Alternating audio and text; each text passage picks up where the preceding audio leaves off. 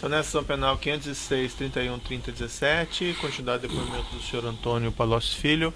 Senhor Palocci, o senhor estava relatando então esse encontro que o senhor teve com a dona Marisa. Dona Marisa, então, eu falei para ela que o presidente Lula tinha pedido para eu atendê-la e ver se podia ajudar alguma coisa. Ela me relatou que o Lula estava com muito pouco tempo e ela queria agilizar a busca de um local porque ela estava vendo, já ela estava no Alvorada, onde estavam todos esses bens, que ia sair de lá caminhões com esses bens e ela ia ter que lidar com isso.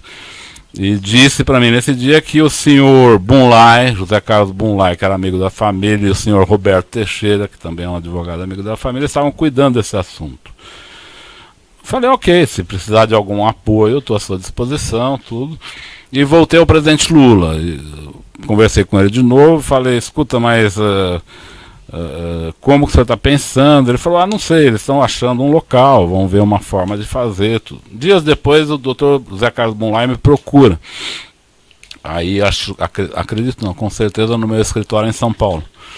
E ele me conta a história, a mesma história, que ele estava junto com o Roberto Teixeira buscando um local para instalar o futuro Instituto Lula, que estava entre dois locais, uma concessionária e esse prédio que o senhor citou.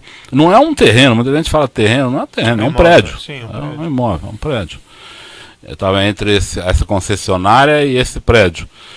E que ele iria cuidar disso, e que ele me pediu apoio junto ao Marcelo Debrecht para que o Marcelo ajudasse a pagar esse prédio. Eu fiz uma série de perguntas para ele na época. Eu falei, olha, o presidente Lula tinha pedido para eu acompanhar tudo, mas eu não estou entendendo o que vocês estão fazendo, porque o Instituto não vai ser feito para poder receber doações de empresas e por aí a gente, vamos dizer, pintar de cores melhores doações lícitas e eventualmente até ilícitas, confesso. Não é para isso que nós estamos fazendo esse instituto, então por que vamos inaugurá-lo já com uma ilegalidade desse tamanho, com uma fratura exposta desse tamanho? Vocês vão comprar agora, em nome de vocês? Ele falou, não tem problema, porque meu sobrinho, que chama Glauco Costa Marques, ele está cuidando de imóveis para mim, ele está nesse momento acertando um imóvel do presidente, que é vizinho do apartamento do presidente em São Bernardo, então ele vai fazer a aquisição desse outro imóvel, depois a gente vê como faz com o Instituto. Então.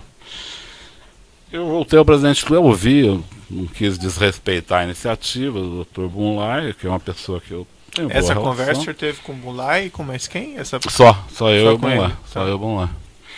Aí eu voltei ao presidente Lula, eu falei, presidente, do que se trata esse apartamento? Eu nunca tinha ouvido falar dele. Aí ele me explicou que era um apartamento que a segurança do presidente tinha alugado, que era vizinho do apartamento dele, a segurança tinha alugado por motivos de segurança presidencial, e que ele gostou daquele apartamento, que ali ele era um andar com 2 apartamentos, para ele, que ele tem 5 filhos, para ele ficaria melhor, ele estava pensando em comprar esse apartamento.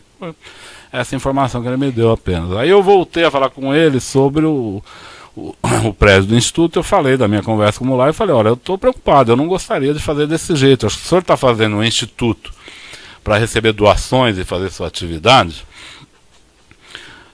não sei por que procurar agora um terreno, por que não esperar receber, não tem problema nenhum receber uma doação da Odebrecht, mas que seja formal, né? Ou pelo menos que ela seja revestida de formalidade, né? Eu até comentei com ele nesse dia, nosso ilícito com o Odebrecht já está monstruoso. Se nós fizermos esse tipo de operação, nós vamos criar uma fratura exposta desnecessária. Ele, vamos ver, tal, a coisa. Aí o Marcelo Odebrecht me procura dias depois. Não teve conclusão minha conversa com o presidente.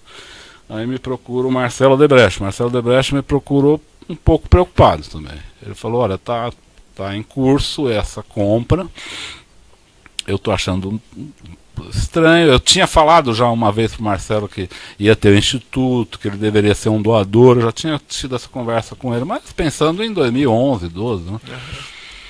Ele concordou, ele disse que tinha feito doação para o Instituto Fernando Henrique, que faria também para o Lula, normal, uma conversa normal. E aí o Marcelo veio com uma certa preocupação. Ele falou, olha, já estou tentando fazer aquela contribuição, mas tem o Dr. Roberto e o Dr. Bunlai já estão adquirindo o prédio, pediram para que eu fizesse o pagamento. Eu queria ver com você, o que você acha. Não tinha conversa dessa planilha ainda, você entendeu? Foi uma conversa mais do que eu achava. Essa planilha vai aparecer uns meses depois, na verdade. Aí eu voltei ao presidente Lula e falei, olha, tá acontecendo isso. Mas a Marisa quer assim, não sei o que, ver o que você pode fazer. O Marcelo voltou a falar comigo, foram várias reuniões isso, né? O Marcelo voltou a falar comigo, eu falei, Marcelo, olha, se eu fosse você, eu doava para o Instituto esse dinheiro e deixasse o Instituto comprar. Eu acho que você não deve fazer diferente. Ele falou que tinha tentado fazer isso e que o Paulo Camoto, presidente que viria a ser presidente do Instituto, disse que o Instituto não estava pronto para receber a doação. Eu falei, se ele não está pronto para receber a doação, não está pronto para receber um terreno também. Ele falou, o terreno não vai ser entregue ao Instituto agora. Eu falei, então não compre, porque nós vamos criar um problema. Quer dizer, ele falou, mas há muita pressão para que seja comprado do meu pai, ele falou do pai dele. Eu só fui entender depois, porque havia pressão, porque o pai dele queria levar o pacote do pacto do final do ano para o presidente Lula, então ele tinha que ter esse terreno. Tinha que ter o terreno, tinha que ter o sítio, tinha que ter os recursos. Na época eu não estava entendendo a pressa. Aí eu sugeri ao Marcelo, então faça o seguinte, compre o terreno, ou o prédio, quando o Instituto foi instalado, você doa o prédio. Não é legal doar um prédio. Ou pelo menos fica mais com uma aparência mais legal. Desculpa, doutor, eu não estava de santo na história, não. Eu só estava querendo. Assim, o nosso ilícito com o Odebrecht já estava muito grande naquele momento. Eu achei que essa compra não precisava ser um ilícito. Ou pelo menos não precisava ser travestido, ser um ilícito travestido de ilícito. Então eu estava preocupado que ele fizesse um pouco melhor. Eu falei, Marcelo, compre a sede então e depois você doa a sede. Não é meio estranho você doar um prédio, mas é melhor doar um prédio do que fazer essa operação Tabajara que está se organizando aqui. Ele falou, não quero aparecer nessa compra. Não quero aparecer, não estou gostando. Eu falei, então não pague. Eu sei que a conversa não terminou bem, não chegamos a muita conclusão. E soube depois, eu querendo solucionar o problema, o presidente me cobrando que solucionasse, não tinha, o prédio já estava em processo de compra. Eu fui cuidar da campanha, não mais vi o andamento disso. Pedi para que o Brani, por isso que tem alguns e-mails para o Brani, como eu me atolei na campanha eleitoral nesse momento, pedi para que o Brani olhasse, recebesse os e-mails, me passasse quando tivesse alguma coisa, e quando comecei a acompanhar de longe isso. Não consegui comprar o imóvel do jeito que eu queria. Desisti da minha tentativa. Mas o Odebrecht comprou, o Odebrecht então. comprou. Mas e o senhor ficou sabendo? Fiquei sabendo. Isso lhe foi informado por quem? Por todos eles. Quando começou o ano 2011, todo mundo tinha sabido que o Odebrecht comprou um prédio. Eu ficava perguntando para ele, e aí, agora? Como é que vocês vão fazer? Eu perguntei para o Bunlai, como é que vai fazer agora? Eu não conhecia a DAG. A DAG, construtora, tem um prédio que vocês querem dar para o presidente Lula, vocês vão dar, vocês vão vender. E ninguém tinha resposta para isso. Eu falei, acho que vocês fizeram uma atrapalhada, entendeu? Isso foi assim até um dia que o presidente Lula me chama no Instituto, isso já em final de 11, se não me engano. Ele me chama e fala, o que você acha desse prédio? Eu falei, presidente, acho o que eu sempre achei. Eu tinha feito um projeto para o Paulo Camoto de fazer um instituto, até tenho esse projeto ali, até foi dentro do meu computador apreendido, está esse projeto lá escrito. Eu tinha feito um projeto de financiamento do instituto, com contribuição de empresas, as parceiras do governo. Insisto aqui de novo, doutor, não estou querendo dar de santo, eu queria ir atrás dos parceiros que o governo tinha criado vantagens para que eles dessem doação para o instituto. Eu entendi que era isso, a criação do instituto era para receber as doações prometidas, né? Eu falei para o presidente Lula, eu achei que era isso que você ia fazer. Agora, já começou comprando um terreno de uma forma completamente torta, o senhor não tem como pôr para dentro esse terreno. Acho que isso aí vai virar uma confusão, um dia nós vamos acabar num lugar como esse que nós estamos aqui. E ele falou, eu acho que está ruim mesmo, e pediu para que eu fosse na casa dele 2 dias depois, numa reunião com ele, a dona Marisa, o Dr. Roberto Teixeira, o Bunlai e o Paulo Camoto. Por que ele pediu para que eu fosse? Eu falei, olha, não tenho, eu me distanciei desse assunto, o prédio está comprado, eu não posso fazer nada. Ele falou, não, vá lá e me ajude a convencer a Maria, Dona Marisa, de que esse prédio é inadequado, a compra foi inadequada, porque se eu fizer isso, ela vai ficar brava comigo, porque ela fala que eu não cuido disso, tal. Se você fizer, ela vai entender melhor, porque ela gosta de você, ela te entende, então. Eu fui lá achando que ia ter uma discussão, uma briga com a Dona Marisa, mas na verdade tive uma briga com o Dr. Bunlai e o Dr. Roberto Teixeira, que achavam que a compra tinha sido absolutamente normal. E acho aqui, doutor, que do ponto de vista deles, que são homens de negócio, era normal. Então, não estou aqui criticando as pessoas, não. Do ponto de vista de negociadores, de pessoas de negócio, comprar, alguém pagar, alguém pôr outro para pagar, tá? Isso no mercado ocorre. Mas no conjunto era um ilícito grave aquilo. No conjunto, considerando a pessoa do presidente Lula, o governo, o Odebrecht, o Instituto Lula, aquilo era uma fratura exposta, era um convite à investigação. Né? E como é que as coisas... Aí a reunião andou mal, foi muito ruim, mas a Dona Marisa, eu quero ser honesto com o senhor, não fez nenhuma exigência, ela concordou na hora e achou que devia dispensar esse prédio, por isso esse prédio foi dispensado. E aí como é que ficou? O Odebrecht pagou pelo prédio e daí não ficaram com o prédio, e daí como é que... Aí eu soube depois pelo Marcelo. O Marcelo me falou, ele estranhou, que não quiseram. Eu fui a ele, falei, olha, eu até falei para ele, desculpa, mas eu participei da decisão de não querer esse prédio, porque ele está, vamos dizer, bichado, né, do ponto de vista de licitude. Né? Não tem como. Ele falou, então eu vou pôr a OR, uma parte da Odebrecht imobiliária, para tentar outras alternativas, vou ver um jeito de repor esse dinheiro. Não é? E vamos ver se a gente arruma outra alternativa. Ele reagiu com naturalidade. Tá? E foi isso. Nesse processo, embora o senhor tenha feito esse relato, nesse processo tem alguns documentos aqui, eu só gostaria de indagar rapidamente ao senhor sobre eles. Ou antes, o senhor Branislav Conti, que o senhor mencionou, era seu espécie meu secretário? Ele, na época, ele trabalhava comigo no Congresso Nacional. Sim. E qual que era o grau de conhecimento que ele tinha dessa? Aí, doutor, vou ser bastante sincero, assim como não fui econômico em dizer quem fez o que, não vou ser econômico em dizer quem não fez. E eu diria que duas pessoas, das pessoas acusadas nesse processo, não têm nenhuma responsabilidade no que ocorreu. Uma delas é o Branislav. Tudo que tem o nome do Branislav, o senhor pode pôr meu nome em cima, porque era coisa minha. Era coisa que eu pedi para ele receber um e-mail, me passar um e-mail para o Marcelo, coisa apenas de transmissão de mensagem, de me alertar sobre uma coisa importante, porque eu estava numa campanha eleitoral, viajando para 3 estados no mesmo dia. Então eu pus ele de plantão para ver outros problemas que não da campanha, que ele administrava e me alertava. É só isso que ele fez. Então, no nome, onde está Brani, pode pôr Antônio Palocci, por favor, porque corresponde à verdade. E a segunda pessoa que também não cometeu nenhum ilícito nisso foi a Dona Marisa. A Dona Marisa, acho que merece ser considerada, não pelo fato dela não estar mais aqui, mas também pelo fato de que ela não fez nada de errado. Ela queria apenas buscar uma solução para o problema. Agora, nós todos os demais, eu digo nós, eu me incluo, fizemos uma operação bastante... O senhor Branislav não sabia condenável. que havia esses acertos ilícitos entre ele nem tinha o ideia. Odebrecht e o presidente Lula? Ele nem tinha ideia. Não? Ele não participava de nenhum nível de decisão, ele não participou, por exemplo, de nenhuma das reuniões minhas com o Marcelo. Ele sabia, o Marcelo lhe procurou, o Marcelo lhe mandou uma planta, Marcelo quer falar com você. Eu deixava, porque eu estava no meio de uma campanha. Quando ele falava, Marcelo está muito nervoso, precisa falar hoje. Aí eu atendia, era assim.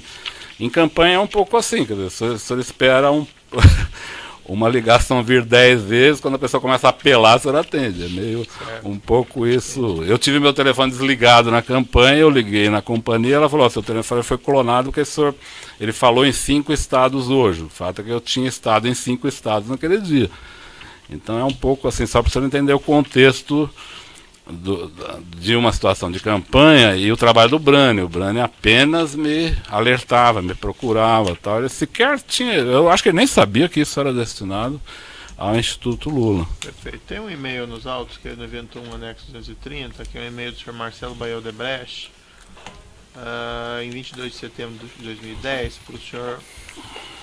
Branislav, e na maneira como o senhor mencionou, ele encaminha documentos que são direcionados ao senhor.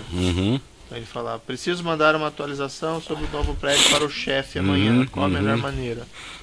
E nesse documento também, já no anexo 1, evento 1, anexo 229, tem um texto aqui mais longo do Marcelo, e esse aparentemente estaria destinado não ao senhor Brani, mas pelo menos segundo o Ministério Público, ao senhor consular. Chefe, referente ao prédio, eu vou lhe mostrar aqui, peço o senhor dar uma olhadinha nos documentos.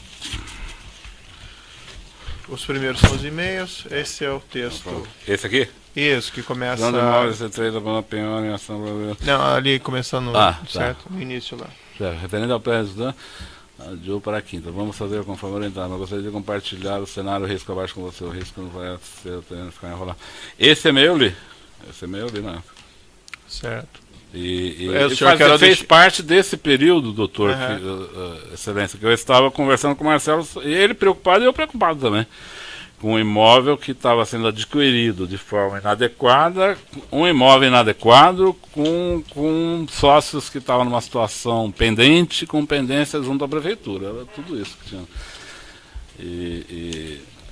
Ele queria que eu desse, de fato, o Marcelo queria que eu desse um aval para ele fazer o pagamento. Eu falei, Marcelo, você faça o que você achar que deve. Eu estou achando que isso aqui é Tabajara 7 Cruzes, entende? Agora, assim, falei para ele também, você é conhecido do lado do presidente Lula como alguém que dificulta as coisas também. Você vai ficar, nós vamos ficar culpados se não acontecer. Você decide o que você acha. Eu insisti, eu acho que ele devia depositar esse dinheiro no Instituto Lula. Ele falava, não tem Instituto Lula, espera ter e fala, estou aqui com 12 milhões para doar para a sede do Instituto, anuncia no jornal isso.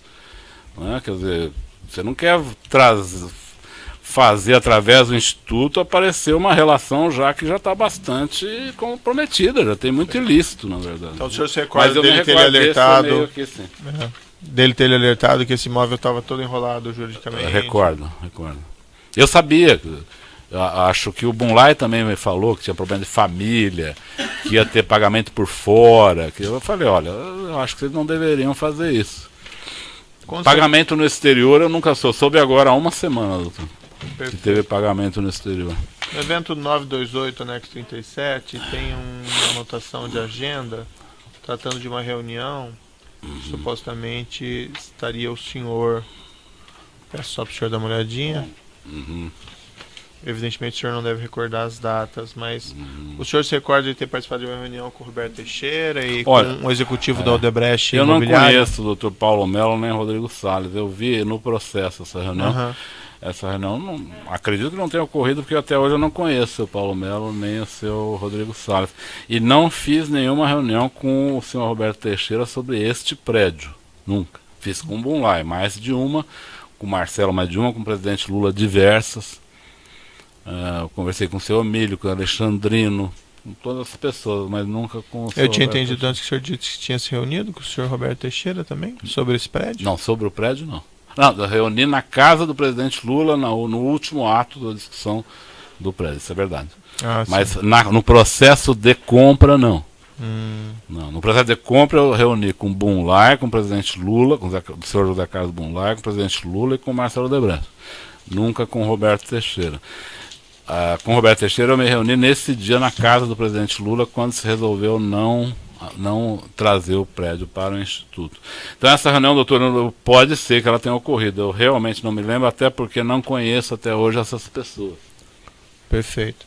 Consta aqui também no evento 972, anexo 2, um e-mail do Sr. Marcelo B. Odebrecht, 30 de março de 2010, para o Sr. Branislav. E ele começa assim, Brani, tudo bem? Diga ao chefe que a única maneira de evitar... Eu vou lhe mostrar aqui, só lhe perguntar se o senhor se recorda qual que é o conteúdo desse... do que você estava tratando, assim, se é que esse e-mail chegou no senhor... Isso é exatamente diz respeito a 470. A MP 470. Refis a crise. Refis a crise. Aqui, doutor, o que aconteceu? O Marcelo discutiu muito detalhe comigo em relação a 460, porque ela estava no Congresso. Ela não era uma medida do governo. A 470 era uma MP de Minha Casa Minha Vida, em que o Congresso fez uma emenda. Então todo o assunto da emenda técnico estava dentro do Congresso, então ele discutia comigo detalhes do projeto. No 470, diferente, que era o refis da crise, ele não estava sendo elaborado no Congresso, estava sendo elaborado no Ministério da Fazenda. E às vezes o Marcelo mandava detalhes para mim. Aí eu respondi para ele: Marcelo, isso você tem que tratar com o ministro Guido Mantega, porque não está aqui. Não tinha sido enviado, eu não tinha como tratar um detalhe de um projeto que está sendo feito no Ministério da Fazenda. Então eu recebi vários e-mails dele, não só esse, mas normalmente esse tipo de e-mail eu retornava para ele dizendo: olha, isso você precisa ver com o ministro Mantega, nós só vamos atuar nisso quando ele estiver aqui. Eu não tinha como falar do detalhe de um projeto que estava sendo elaborado por um técnico do Mantega. Provavelmente nem o ministro Mantega estava tratando desses detalhes nessa o senhor fala que o senhor Branislav ele não tinha responsabilidade, mas nessa planilha aqui, a referência em 2012 a 2013, segundo o senhor Marcelo Odebrecht, diversos lançamentos de débito a título de programa B, que ele afirma que seriam saques, vamos dizer que seriam retiradas de valores em espécie, e B seria Branislav e o destinatário seria o ex-presidente. O senhor pode esclarecer isso?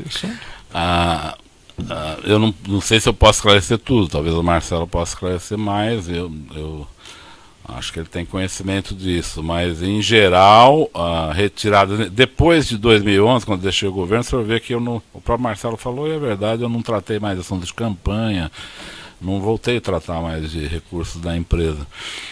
Mas talvez em 12 e 13 eu volto a tratar de alguns recursos a pedido do presidente Lula. Então tem um episódio que o Marcelo relatou que é verdadeiro. Ele fala num pedido que eu fiz a ele de 4 milhões para o Instituto Lula. Você se recorda disso? Sim. Isso é verdade. O Paulo Okamoto me pediu para que eu ajudasse ele a cobrir um final de ano do Instituto que faltava recurso. Acho que foi meio para o final de 2013, começo de 2014, ele tinha um buraco nas contas, ele me pediu para arrumar recursos. Eu fui ao Marcelo Odebrecht, eu ia viajar para o exterior, ele que precisava com muita urgência. A ideia dele é que eu procurasse várias empresas. Eu falei: não posso, eu vou procurar só o Marcelo, vou pedir para ele.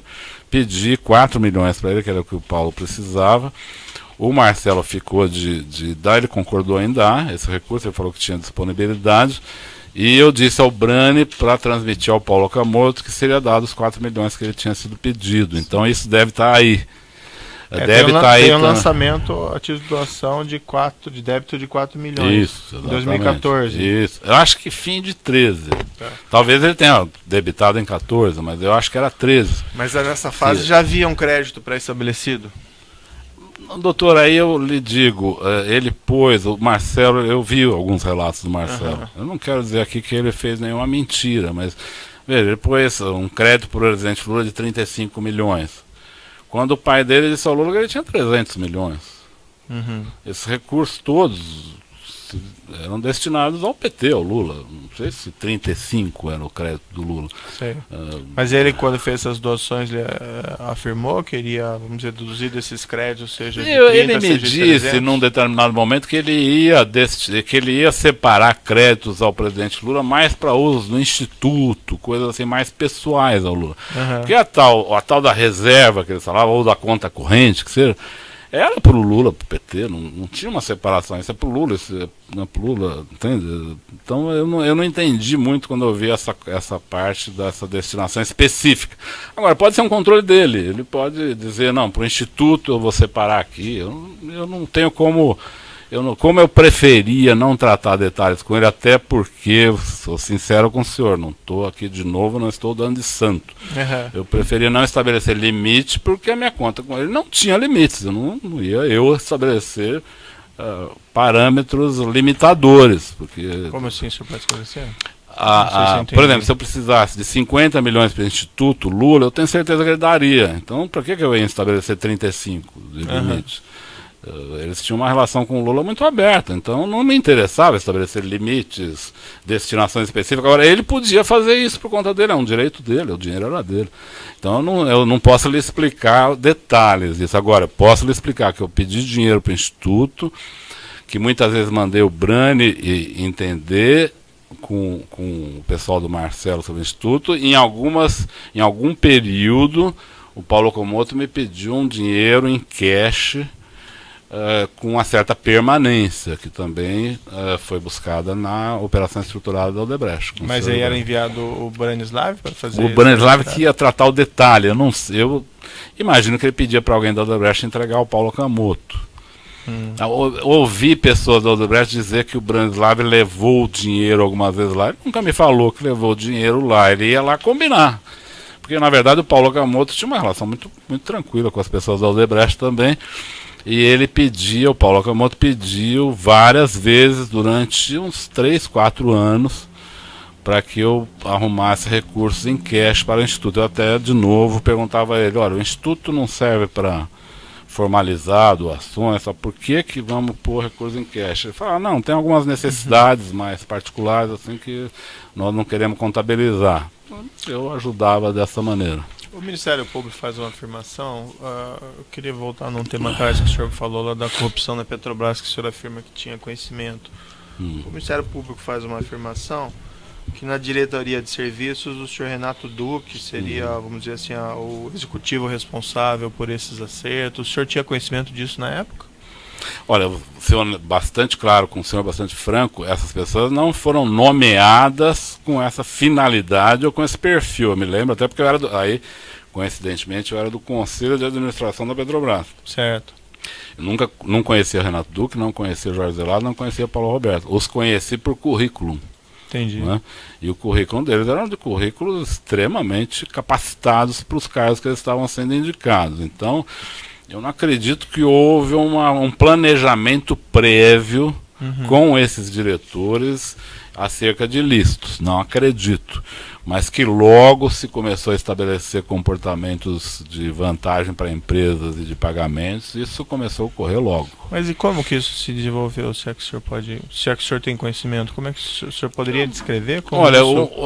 é preciso ver o seguinte, doutor, a Petrobras valia, na posse do presidente Lula, 15 milhões de dólares. Bilhões, né? Bilhões de dólares.